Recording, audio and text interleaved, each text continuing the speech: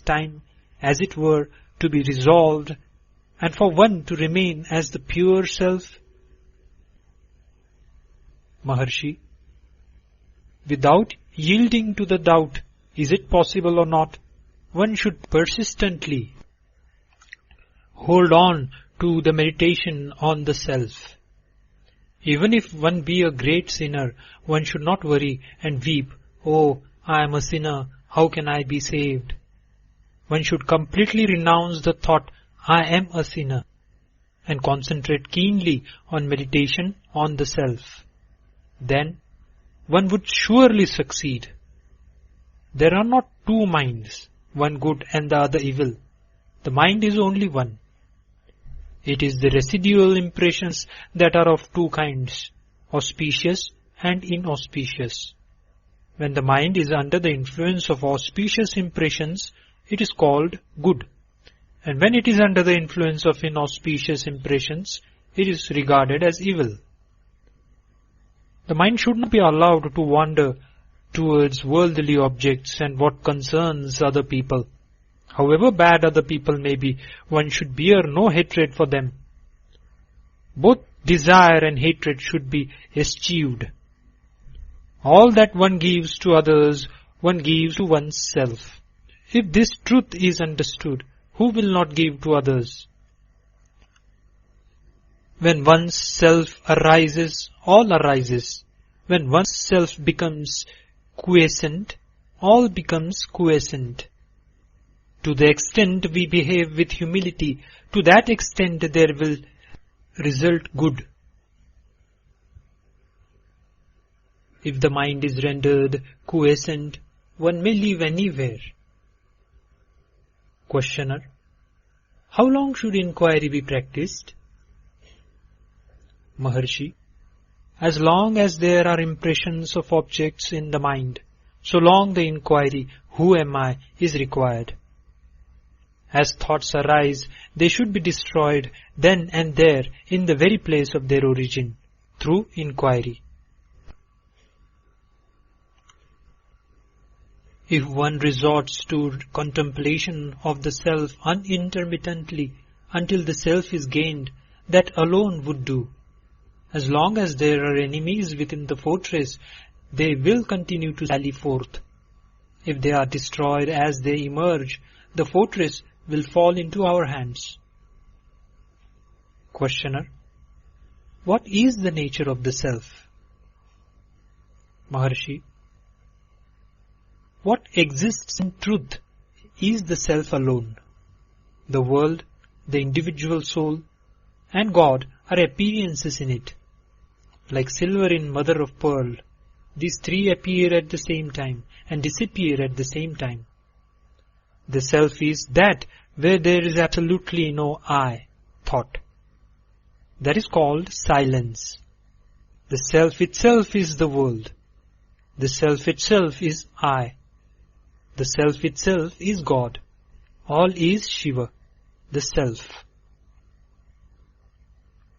Questioner: is not everything the work of God? Maharshi: without desire, resolve, or effort, the sun rises, and in its mere presence the sunstone emits fire. The lotus blooms, water evaporates, people perform their various functions and then rest. Just as in the presence of the magnet the needle moves, it is by virtue of the mere presence of God that the souls governed by the three cosmic functions or the fivefold divine activity perform their actions and then rest, in accordance with their respective karmas. God has no resolve, no karma attaches itself to him. That is like worldly actions not affecting the sun, or like the merits and demerits of the other four elements not affecting all pervading space. Questioner: of the devotees, who is the greatest? Maharshi: he who gives himself up to the self, that is God, is the most excellent devotee. Giving one's self up to God means remaining constantly in the self without giving room for the rise of any thoughts other than that of the self. Whatever burdens are thrown on God, He bears them. Since the supreme power of God makes all things move, why should we, without submitting ourselves to it, constantly worry ourselves with thoughts as to what should be done and how, and what should not be done and how not? We know that the train carries all loads. So after getting on it, why should we carry our small luggage on our head to our discomfort, instead of putting it down in the train and feeling at ease? Questioner: what is non-attachment? Maharshi: as thoughts arise, destroying them utterly without any residue in the very place of their origin is non-attachment. Just as the pearl diver ties a stone to his waist, sinks to the bottom of the sea, and there takes the pearls, so each one of us should be endowed with non-attachment, dive within oneself and obtain the self-pearl. Questioner: is it not possible for God and the Guru to effect the release of a soul? Maharshi: God and the Guru will only show the way to release. They will not by themselves take the soul to the state of release. In truth, God and the Guru are not different. Just as the prey which has fallen into the jaws of a tiger has no escape, so those who have come within the ambit of the Guru's gracious look will be saved by the Guru and will not get lost. Yet, each one should by his own effort pursue the path shown by God or Guru and gain release. One can know oneself only with one's own eyes of knowledge and not with somebody else's.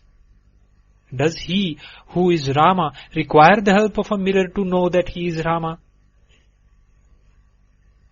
Questioner: is it necessary for one who longs for release to inquire into the nature of categories, that is tattvas? Maharshi: just as one who wants to throw away garbage has no need to analyze it and see what it is, so one who wants to know the self has no need to count the number of categories or inquire into their characteristics. What he has to do is to reject altogether the categories that hide the self. The world should be considered like a dream. Questioner: is there no difference between waking and dream? Maharshi: waking is long and a dream short. Other than this, there is no difference. Just as waking happenings seem real while awake, so do those in a dream while dreaming. In dream, the mind takes on another body. In both waking and dream states, thoughts, names, and forms occur simultaneously.